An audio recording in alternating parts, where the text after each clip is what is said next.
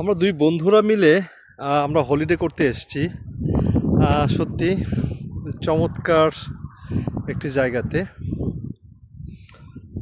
দূর দূরান্ত থেকে আমরা অনেককেই দেখতে পাচ্ছি, অনেক পর্যটক এই যে হেঁটে আসছে, দূর থেকে আমরা দেখতে পাচ্ছি।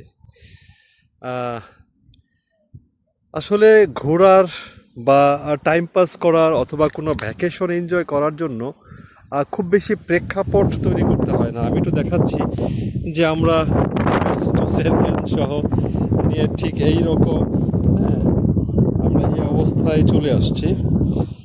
আহ, চারদিকে সত্যি সবুজের ছড়াছড়ি। হ্যাঁ, সব কিছু মিলিয়ে কিছু একটা বল মানুষের উদ্দেশ্যে, জনগণের উদ্দেশ্যে, ভিউয়ারদের উদ্দেশ্যে, নিজের জন্য। বন্ধুরা, আমাদের আমরা যে জেনারেশনকে রিপ্রেজেন্ট করি, আমাদের বয়স কম্পেয়ার করলে আমরা সবাই কম বেশি you are very close to fifties. তো আমাদের হাতে আমাদের অ্যাচিভমেন্ট যার যা হওয়ার হয়ে গেছে। একটা সময় আমরা আবার সবাই কাছাকাছি চলে আসবো, মাঝখানে পড়ে থাকবে সময়। আমি আমার অভিজ্ঞতা থেকে বলছি, জীবনের আপস অ্যান্ড ডাউন থাকে, স্ট্রেস থাকে, কনফ্লিক্ট থাকে।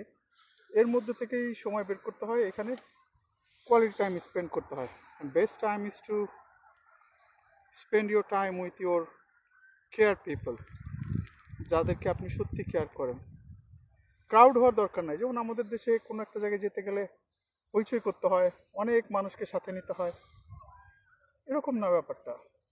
সময় হয়েছে আপনি চলে যান, গিয়ে কোনো একটা জায়গায় চুপ করে বসে থাকেন, অবজার্ভ করেন, প্রকৃতির নির্যাসটা নেওয়ার চেষ্টা করেন, গায়ে শরীরে মাটি লাগান, ঘাসের ফ্লেভার নেন। এটার মধ্যে আনন্দ, আর এখান থেকে আপনার এনার্জি তৈরি হয়। এখন যে জায়গাটায় বসে আছি, আমাদের দেশেও এইরকম জায়গার অভাব নাই, আশেপাশেই আছে, যেখানে সবুজ আছে, একটু একটু বাগান আছে, ঘাস আছে। আপনারা ওখানে গিয়েও নিরিবিলি বসতে পারেন, খাবার নিয়ে গিয়ে চুপচাপ করে বসে এনজয় করতে পারেন। নট নেসেসারি যে আমাদেরকে বিলেতে যেতে হবে, বিলেতেই সব সুন্দর, তা না ব্যাপারটা। সুন্দর সব জায়গায় আছে, জাস্ট ম্যাটার হচ্ছে আপনি কীভাবে ওই আপনার কাছের জায়গাটাকে স্পেশালাইজ করে নেবেন। এটা সম্পূর্ণ আপনার ব্যাপার। এনজয় করেন বন্ধুরা। আহ, সত্যি তাই। শামীমের কথার সাথে আমরা একমত। আমি বিশেষ করে একমত। যখনই সময় পাই, কিছুটা সময় আসলে নিজের জন্য রাখা উচিত, একেবারে নিজের জন্য। কিছুটা সময় নিজেকে নিয়ে চিন্তা করা উচিত, নিজেকে নিয়ে ভাবা উচিত। এবং ওই যে চুপচাপ থাকার মধ্যে একটা আনন্দ আছে। আমি প্রায় বলি, আমি যখন সকালে রান করি বোটানিক্যাল গার্ডেনে, রান করার পরে কিছুটা সময় আমি সবুজের নিচে বসে থাকি, অথবা শুয়ে থাকি, অথবা নিজেকে নিয়ে ভাবি।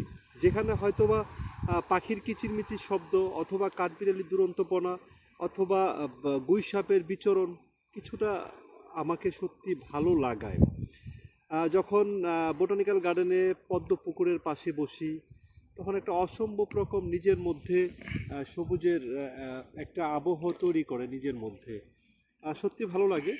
তো ওই জন্যই যখন যে সময়টা পাই, নিজের মতো করে সময়টা অতিবাহিত করি, নিজেকে নিয়ে ভাবি কোথায় ছিলাম, কোথায় আছি, এবং কোথায় যেতে হবে।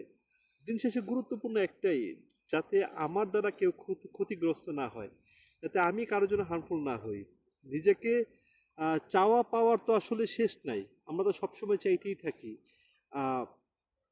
পাওয়ারও আমাদের শেষ নাই। ইকোনমিক্সের কথায় আমরা একটা জিনিস পড়েছিলাম যে একটা ডিমান্ড যখন ফুলফিল হবে, নতুনভাবে আরেকটা ডিমান্ড ক্রিয়েট হবে। তার মানে এর কোনো শেষ নাই। যার যত আছে সে বলে আরও চায়, তার চাওয়ারও শেষ নাই। কিন্তু ছোট ছোট চাওয়াগুলো যখন আপনি পূর্ণ করবেন, এবার অন্যরকম একটা ভালো লাগা তৈরি হবে। একদম ছোট ছোট, পানি খেতে ইচ্ছে করছে, মানে ছোট ছোট ইচ্ছে বাসনার কথা বলি। কাউকে ভালো লাগছে, কারোর সাথে কথা বলতে ইচ্ছে করছে, এটা হতে পারে ওভার ফোন, হতে পারে ফিজিক্যালি, হতে পারে কাছের খুব বন্ধু, হতে পারে প্রিয় কোনো কলিগ, যে কেউ, অথবা ছোট ছোট কোনো বিষয় যেটা আপনার সাধ্যের মধ্যে আছে, এই কাজগুলো চাইলেই সম্ভব।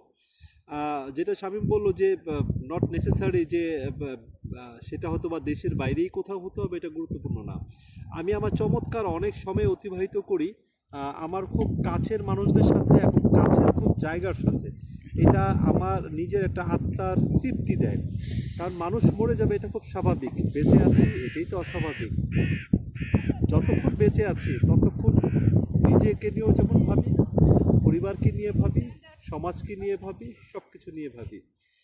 পরিশেষে একটাই চাওয়া, ভালো থাকুক সবাই, ভালো থাকুক আমার এই সুন্দর পৃথিবী, এবং পৃথিবীটা বাসযোগ্য হোক সবার জন্য, আমি আপনি এবং পরবর্তী জেনারেশনের জন্য। ধন্যবাদ সবাইকে। সিরাজুল হক।